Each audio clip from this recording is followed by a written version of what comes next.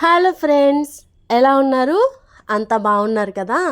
ఈరోజు చాలా టేస్టీ అయినా హెల్తీ అయినా అన్నం మునగాకు గారెలు ఎలా వేసుకుందామో చూద్దాం. చాలా లేత మునగాకు చాలా బాగుంటుంది. సో ఈ గారెలు మిగిలిన అన్నం అంటే ఒక అన్నంతో ఇలా చేయొచ్చా అన్న వెరైటీతో చాలా పర్ఫెక్ట్గా నేను చేసి చెప్తాను. ఇలా ఫాలో అయిపోండి, మీకు మంచి టేస్ట్, చిన్న పిల్లలు సైతం 4-5 లాగించేసేలా ఉంటాయి. సో నేను చిన్న చిన్న టిప్స్తో పిల్లలతో ఎలా తినిపించాలి అంటే, మునగాకులో రోగనిరోధక శక్తి ఎక్కువ ఉంటుందని మీకు తెలుసు కదా. సో మునగాకు ఉత్తిగా పప్పులో వేసినా తీసి పక్కన పడేస్తారు. సో అలా కాకుండా ఇలా చేసి చూడండి. ముందుగా ఒక 2 గరిటెల అన్నం తీసుకున్నాను. మీ క్వాంటిటీని బట్టి మీరు తీసుకోండి. అలాగే నేను 2 గరిటెల అన్నం, ఉడికించిన అన్నం తీసుకున్నాను. ఇలా తీసుకున్న దానిలో ఒక 2 స్పూన్ల పెరుగు వేయండి. జస్ట్ 2 స్పూన్లు చాలండోయ్. అలాగే 1 స్పూన్ జీలకర్ర, అలాగే పచ్చిమిర్చి ఎందుకు మనం గ్రైండ్ చేసుకుంటున్నామంటే, పిల్లలు పచ్చిమిర్చి గారెల్లో దొరికితే వేరి పడేస్తారు కదా. ఇలా అయితే కొంచెం కారంగా బాగుంటాయి. జీలకర్ర ఏమో అరుగుదల కోసం, అలాగే రుచికి సరిపడినంత సాల్ట్ వేసుకొని మిక్సీ జార్లోకి తీసుకోవాలి. అలా తీసుకున్న మిశ్రమాన్ని గ్రైండ్ చేసుకోవాలి. చాలా మెత్తగా గ్రైండ్ చేసుకోవాలండి.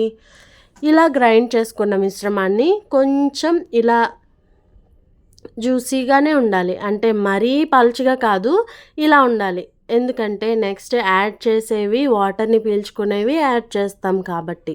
సో ఇవి గ్రైండ్ చేసుకున్న మిశ్రమాన్ని బౌల్లోకి తీసుకొని ఉల్లిపాయ ముక్కలు వేసుకున్నాం. ఉల్లిపాయ ముక్కల్లో కూడా వాటర్ ఉంటుంది కదండి. సో ఈ వాటర్ని పీల్చుకునే మిశ్రమం మనకి కావాలి. సో దానికోసం కరకరలాడుతూ క్రిస్పీగా రావాలి కదా. మరి దానికోసం ఒక 3 చెంచాల సూజీ రవ్వ అంటే ఏంటో కాదండోయ్, తెల్ల ఉప్మా రవ్వ, ఓకేనా.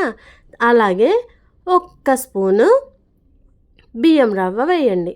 బియ్యం పొడి వేసాక 1 స్పూన్ ఆయిల్, అలాగే లేతగా ఉన్న మునగాకు చూసాం కదా, అందులోనే యాంటీ ఆక్సిడెంట్స్, రోగనిరోధక శక్తిని కలిగించేవి బాగా ఉంటాయండి.